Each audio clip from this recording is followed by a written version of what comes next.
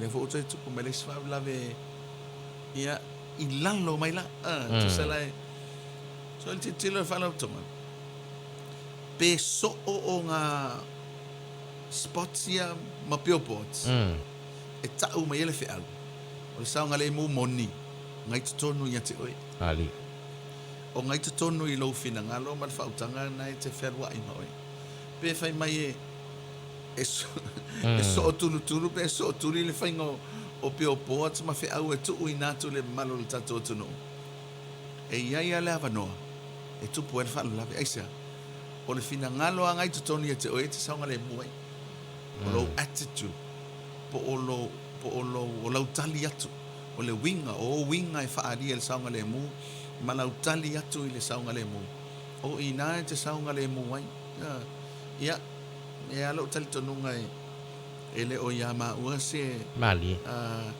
se nganga foi le tusi lima a ole nganga a toa lama tatou ngalulu e fatas e mo I lava I mga ala lea ele o se mga ala fa pe pisi taimi uma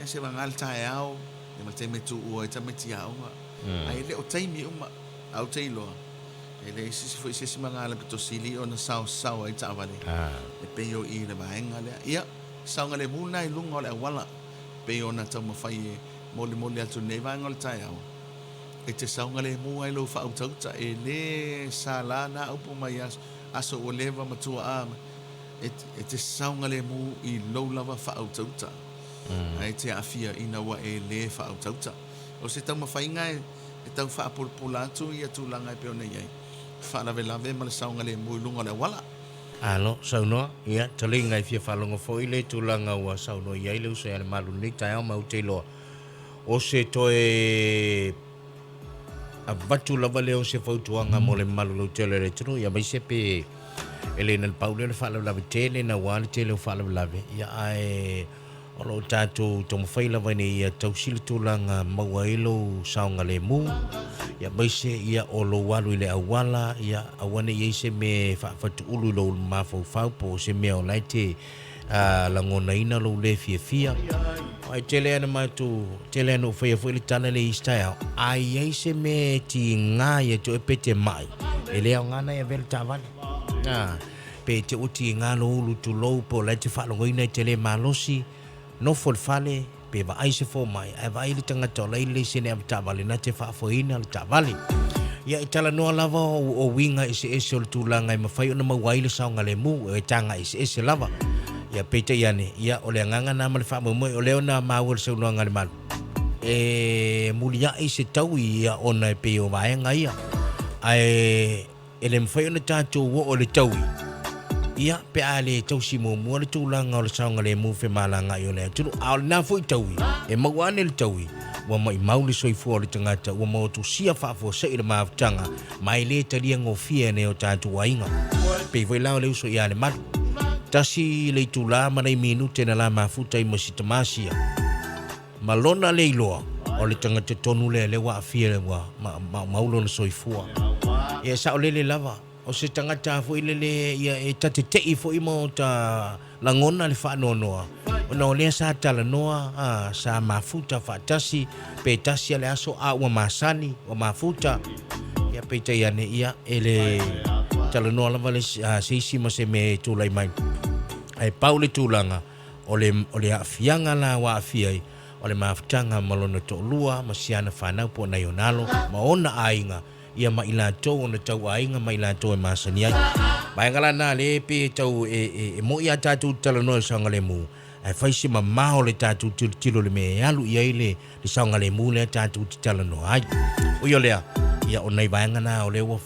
fa popo fo le sama nei le no ngale malu ni taia ia fa tupo manatu fa tupo ngona fo ia tatu sa la te vai le pio pot le si vai ngale o puna lo ia o le au ngama fa mo ia tau ia lo silsila ona e mane tua leo le fe au le lunga lo papa ya ai la fotu le malu te lo foi le te umista tv po ani si vai ngotoe saunga le muna I lunga le wala ia ele manatu le tatu pokalame tau tuana lo saunga le mu lunga le wala ali so staimi te ui I lunga le wala ia tau tuana lo saunga le mu fa le anga ina me totino to sel soifua te lelo na afianga ia te oe malona ainga tātou te le mana o mia ni whalavelave e a afia ai tātou ia o tātou iei whele o ngā tutono nei tau sanga o le mātau whela putonga le saunga le mū i tutono o le whatinonga o ngā luenga taimi whai ngā luenga ia pe ona tau whapula tu te miosola i whi whalavelave o to sel soifua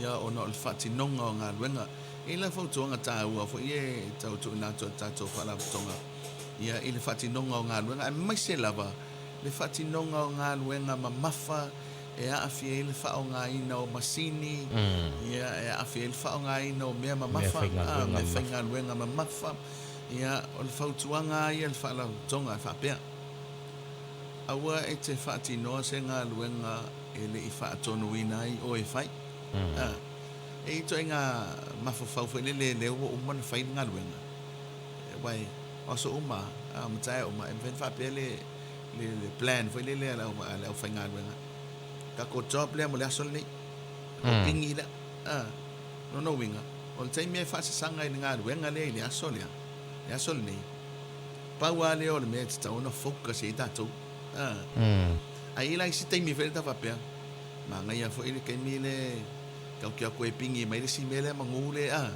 o i nalo i le vala le nā e se le focus o se mai le tuli matai o le waa i le ngā luenga le anga saungi mai e oe whatino ia o se lo i manatua la o le mamafa o le mafau le i le ngā luenga le na maseki mo le aso a le ngā luenga le on the side e le o mamafa tele le mafau ai whapea ka koko a pingi le se me e whaongangi keimi e ka koko e pingi le melea o i nā lo i le vala le nā ia e tutupu ai lo whalavelave o le turang whenele le usta i o whatonunga o guidelines o tūla whono i le whatinonga o ngā ruenga a wane i whapea le i whatonuina ia e se alto ai ngā mea whenele whapea e le tau whatonuina wa e ito ai ngā mea pena kama e le tau whatonuina e alua ia e whatino melea pare i to tono o whanwhai ngā ruenga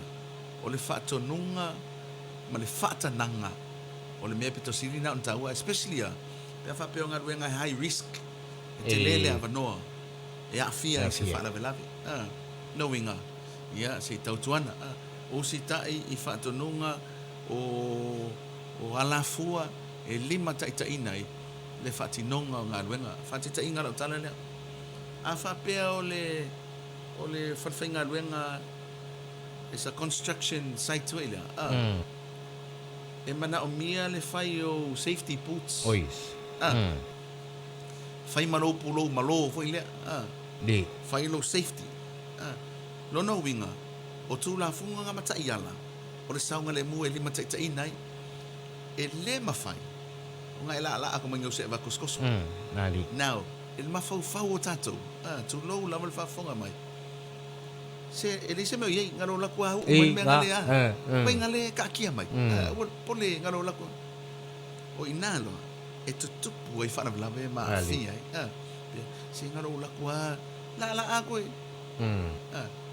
e se le safety e se sport shoes e se le awai safety ana se le fiafano fai se pe malo pito luma me se foi tele foi au se vai le wa e mantemi malo ato ale ia ona e fuafua foi le nga piko i luma i onga pa u ia se mea ia o le pulo ia e itaimi e vato e mo mea foi e me se a masini leo titele e tu o ia vai foi ia mafs foi e fesosoani le whaalongo ia awane i awhia le whaalongo ia o le si temi o tu ui pe o le whaingo ia phone foi la tau leua o na winga ngal ma whai atu ina ia o sita ia ta iala mala fua mo le saunga le mo le whatinonga o ngā luenga a whai o le awala le whatino i lau ngā luenga e te tauana e savali